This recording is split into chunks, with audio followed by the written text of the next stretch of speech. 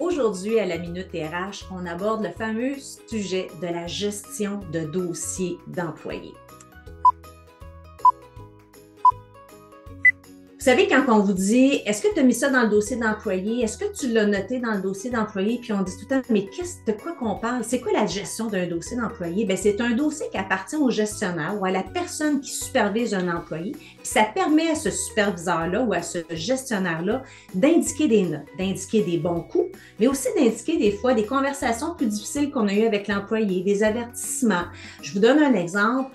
Il y a un employé qui arrive fréquemment en retard au bureau ou à l'usine et puis on lui dit une fois, on lui dit deux fois, on lui dit trois fois, mais là, ça a un impact sur l'équipe. Puis là, on veut faire un avertissement. Et là, souvent, la personne aux ressources humaines ou la personne qui s'occupe de la gestion des ressources humaines ou des avis disciplinaires va dire « Mais est-ce que tu as avisé l'employé? Est-ce que tu lui as dit? » Donc, tout ce qui se trouve dans le dossier de l'employé qu'on note, on doit le dire à l'employé.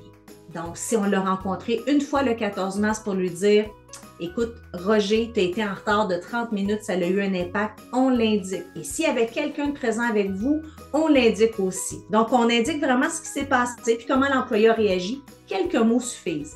Comme ça, si malheureusement qu'on ne veut pas en arriver là, mais ça arrive, qu'on doit aller dans la gradation de sanctions, bien au moins on a des preuves, on a des écrits, puis on démontre qu'on a fait notre travail comme employeur d'aviser l'employé parce que notre objectif, c'est que lui ait la possibilité de s'améliorer. Comment il peut s'améliorer s'il ne sait pas qu'il y a un problème?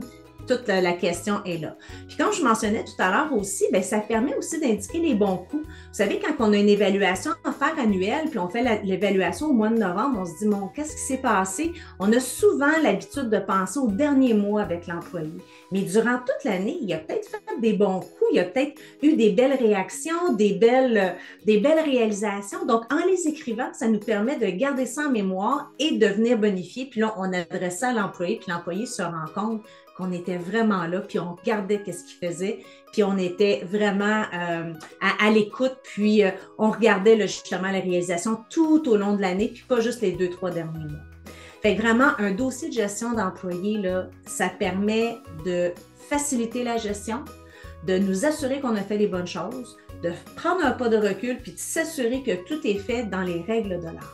Donc, c'est pas plus compliqué que ça. Mais regarde, si tu veux en savoir plus, si tu as besoin d'accompagnement, si tu as des questions, n'hésite pas à communiquer avec moi.